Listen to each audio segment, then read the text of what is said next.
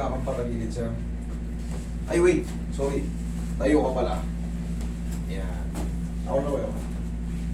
Harap ka sa akin, boss. Yan. Diyan ka lang. Laglag mo ng katawan mo kayo. Para kang nakahiga lang. Yan. Iyo. Sige, higa kang patagilid, boss. Kahit abot pa hanggang sa ano, kaibuturan ng ating damdamin. Nagko-contract po kasi yung muscle. Kasi pag masakit po ang balakang natin, automatic tutulungan ng muscle. Yun na yung kine-create ng spasm. Tapos mababasa siya. Kasi hindi pa natin alam kung paano i-release. Siyempre, naliligo tayo. Yung mga tumitigas-tigas na mga muscle na yan, pag nabasa yan, lalo siyang titigas. Pag ako naliligo, umuupo na lang ako. Hindi ko na kaya nung umano. Eto, wala kayong shower. Wala. Meron, pero ayaw na ay mag-shower. Nagtatabo kami. O si, baliktad nga kayo. Ako nga, ang ina-advise ko naman, tignan mo, napipilay ka. Kanina, yung isa, wala silang shower. Alam mo ba paano siya napilay? Yung kaninang hirap mag-ano, alam mo paano siya napilay? Sa pagligo lang. Nagtabo. Kasi wala nga silang shower. Tinuruan ko ngayon na magawa ng improve shower kasi mas healthy yung ligo na galing sa taas yung tubig. Pag nagtatabo ka, balik-balik ka ng ganyan, yung katawan mo pwersado, yung balakang mo. Galing kami sa mahirap, kaya sanay kami sa tabo. Ngayon, sabihin na natin galing, sanay talaga sa ganon. Isa pang tinuro ko, maglagay ng bangkito. Dito. Okay?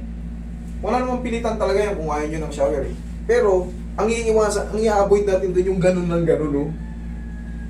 Maglagay kayo ng bangkito, di nakaplastar yung balakang nyo.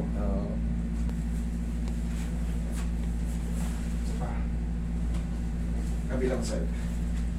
Yun, yung kaninang, ano bang suot nun kanina ko yun? Pangatlo ka kayo, Kasando. yung nakasando? Yung hindi pumapasok sa itong kanina.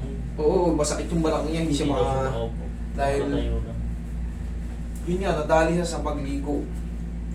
Ito naman sila bossing sanay sa ano, sa tabo. Pero kita nyo naman, lower back din ang problem. Ibig sabihin, hindi nakakatulong talaga yung ganun. Eh na, sasabi ko, buhay na patotoo. Kasi meron ako na-encounter na ganyan, nag-ano lang ng tabo. Wala, hindi na nakalabas sa banyo, nag-lock yung balakang. In emergency, police pa yun. Isa pa. One more. Magkaiba kasi ito eh. Bihaya.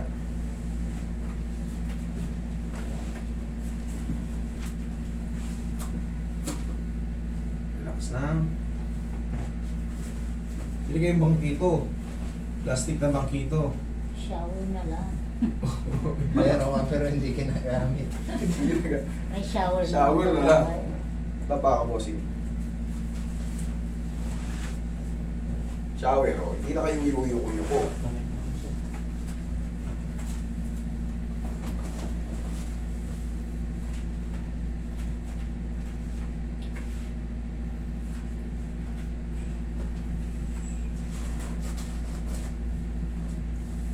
Okay, relax lang po, ano?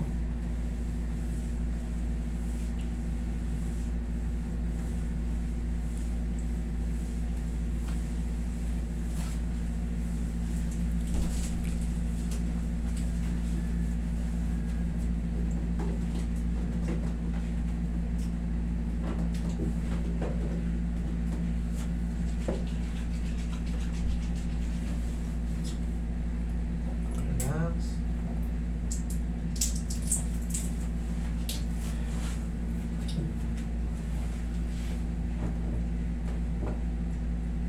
So yung parang pumipigil na hininga, sinasabi nyo kanina, sir, yun na yung patunay na punong-puno na ng lamig yung katawan nyo. Yung mga muscle nyo, mabilis lang, parang pumipigil kasi tumitigas siya bigla. Pero pag naposisyon yung katawan nyo, babalik sa ganda. Kumbaga babalik sa ginawa ulit. Pero madali lang i-release yan. Diyan ka lang.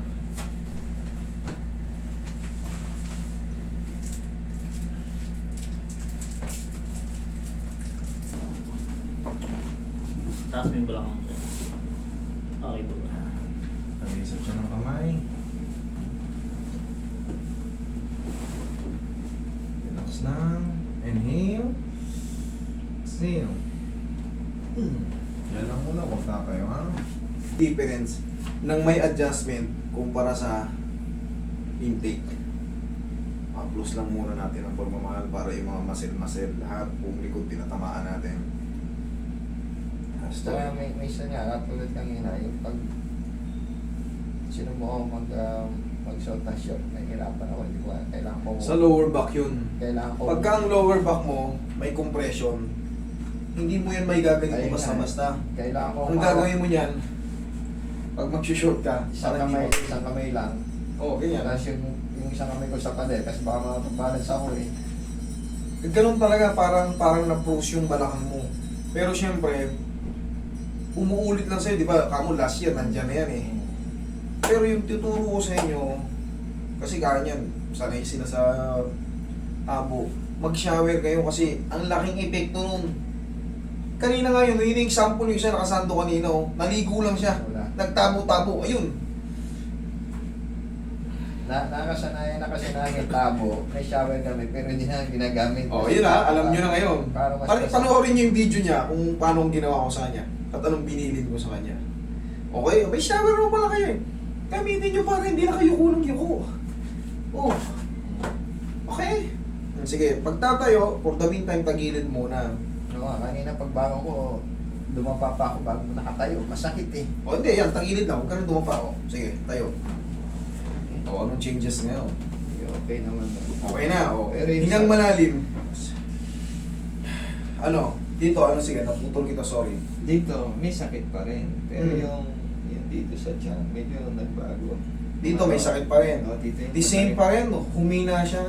Dapat kasi tandaan nyo, pag nagpa-adjust kayo, ang mararamdaman nyo yan, dapat yung ganitong pain, pag galing kayo, kailangan yan at least mga lahati or mas maliit pa. Kasi, in a few days, 4 to 5 days, Pero may pagbabago siya. Pero yung pain, nandito rin pa talaga. okay. Sige, sabihin na natin may pain pa. 4 to 5 days, observation. Pero sure yan, wash out yan. Wash out talaga yan. Dito, hindi ko pa ito napitik. Posing, wait lang. 45, 6. Ganun po yan. Lahat po ng ano, kung ma-review nyo yung mga video natin, pagka kayo ay may mga back pain na paulit-ulit o severe back pain na, hindi po yan kagad na si 0-0. Kumakalma lang siya, humihina siya. Malalaman nyo nga pag tama yung adjustment, kailangan niya yung ganitong pain. Master, meron pa siya, pero mas okay ito kumpara kanina. Kanina, yan. Kaya nga Ganun lang tama. Pero pagka ang naramdaman nyo yung ganitong pain kanina, tapos, kanina, nakakagano pa ako yun. Yung pain ko, Hindi ang mo- nangyayari, Hmm. pag ako nakaupo, masakit talaga. Kaya hanggat ginagawa ko, tumatayo na lang ako ng matagal. Okay yan. Kasi ako Paupuin muna ka ng matagal-tagal ng konti habang minamasals kita. Pag bearable yan, Kasi parang tama yung adjustment. Kasi parang nangyayari sa akin dati, pag ako umupo, minsan nabebend ko yung katawan ko, parang medyo kuba, ayun, nangangalay na. So, para mawala, i-stretch ko yung body kong ganyan. Para mawala, para ma-relax. Tama.